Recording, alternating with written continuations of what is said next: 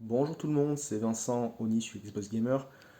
En attendant que ma critique de Sonic Origins Plus, que j'ai reçue il y a déjà un petit moment, mais sur lequel je suis un peu en retard suite à des événements personnels, arrive sur Xbox Gamer, donc ça sera demain, je me permets de vous faire cette petite vidéo pour vous parler un petit peu de cette édition physique de Sonic Origins Plus.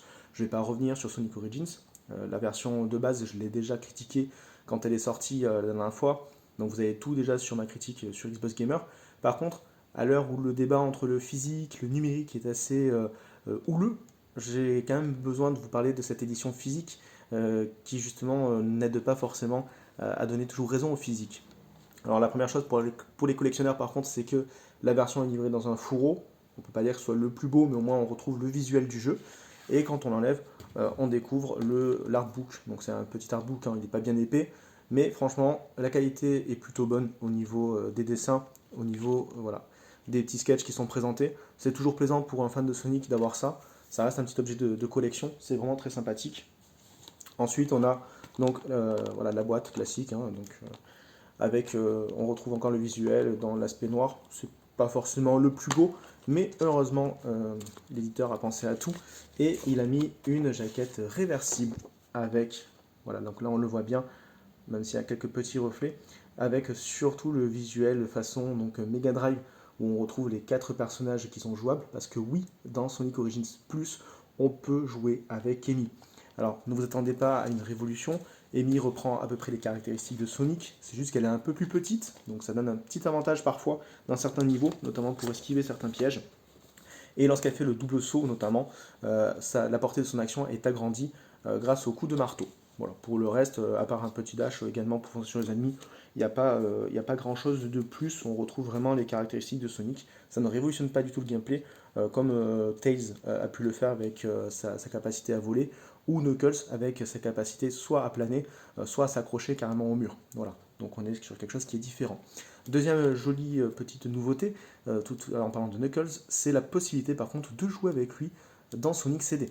Alors, certaines zones ont été apparemment repensées pour les kidney. Très honnêtement, je ne connais pas forcément très bien ce Sonic-là par rapport aux trois autres, donc je n'ai pas forcément vu les différences. En revanche, ce qui est sûr, c'est que c'est quand même agréable de pouvoir renouveler un petit peu le gameplay en utilisant les capacités spéciales de Knuckles, donc planer et s'agripper au mur, pour pouvoir passer cela.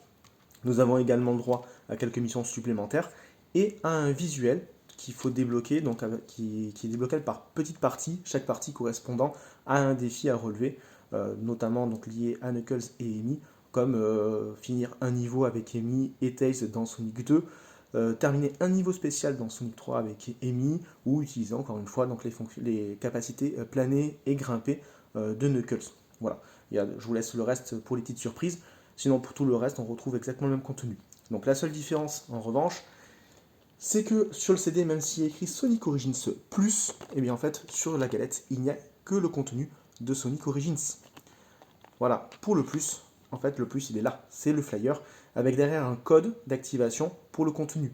Donc, contenu que vous pouvez également acheter séparément sur le store, si vous avez déjà Sonic Origins, bien sûr. Donc, ça veut dire que si vous êtes collectionneur, que vous souhaitez prêter le jeu, que vous souhaitez le revendre, lorsque vous allez le prêter ou le revendre, si le code est utilisé, en fait vous n'avez plus Sonic Origins Plus, vous avez Sonic Origins. Et c'est tout. Voilà, donc c'était un petit peu le coup de gueule parce que c'est vraiment dommage de ne pas avoir le contenu plus directement sur le CD.